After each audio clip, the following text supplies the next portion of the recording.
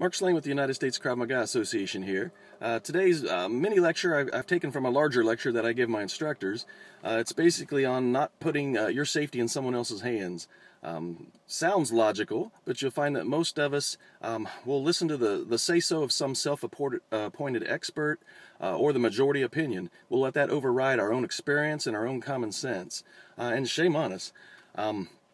As self-defense instructors, I see this stuff all the time. Back in the 50s, I believe it was, one of the first self-defense for women gurus, he was teaching ladies to use their hat pin for self-defense. This doesn't make sense to me, but he was an expert, so they listened.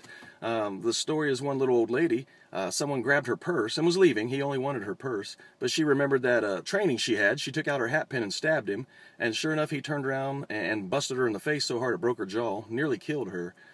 So what kind of advice was that?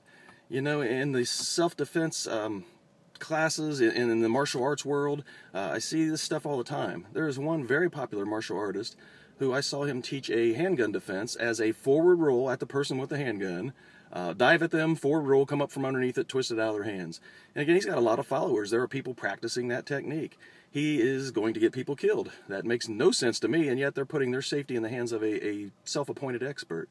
I tell my students in the USKMA, I'm not infallible. Don't listen to everything that I say without thinking about it. Don't do anything I teach without thinking about your own experience and your own common sense. Again, this happens all the time. For some reason, we're wired that way. We want to listen to authority. We want to go along with the majority opinion. Think of the medical field. We look back 60 years ago and laugh at the things doctors were saying.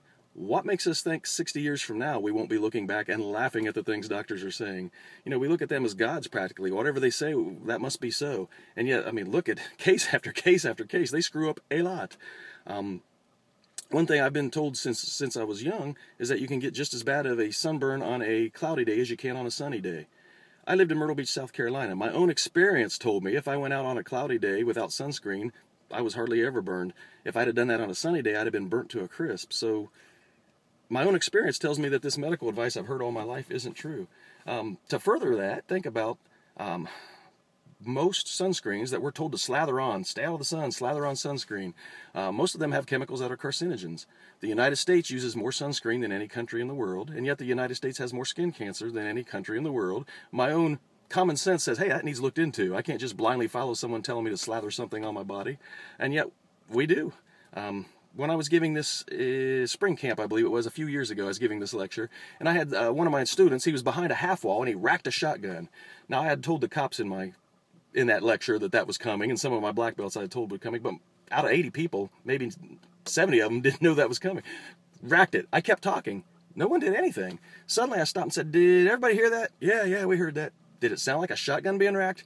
Yeah, that's what it sounded like. Why are we sitting here? And of course, well, you didn't run. Hey, don't put your safety in my hands. I'm an old man. I'm deaf. Maybe I didn't hear it. So again, we're not children anymore. Most of our assumptions are from childhood.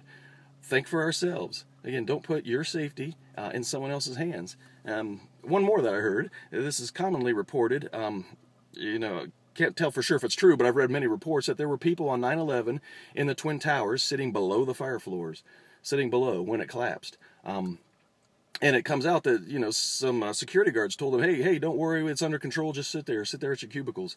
My common sense tells me the building's on fire, I'm leaving, and yet these people put the safety of themselves into an expert, put it into the expert's hands, and they died for it. And, I'm sure those security guards, as soon as it got bad enough, they got out. They didn't go back and tell, hey, we were wrong. So absolutely, let your students know they can question things. I like being asked why. Why? We get this dynamic in our martial arts classes, in our self-defense classes. Students are doing what you're teaching to keep you happy. It might not make sense to them. Their own experience might tell them, that wouldn't work for me. And yet they're going to practice it diligently just to keep you from yapping about it. As an instructor, don't have that ego. I want people to ask why. Maybe sometimes I say, well, maybe that wouldn't work for you because, whatever, size or this problem or that problem. When they understand why, they embrace that technique. It becomes part of them. They're invested in it now. So let them ask why. Unfortunately, most of us can teach whatever crap we want because it's never going to be put under the test.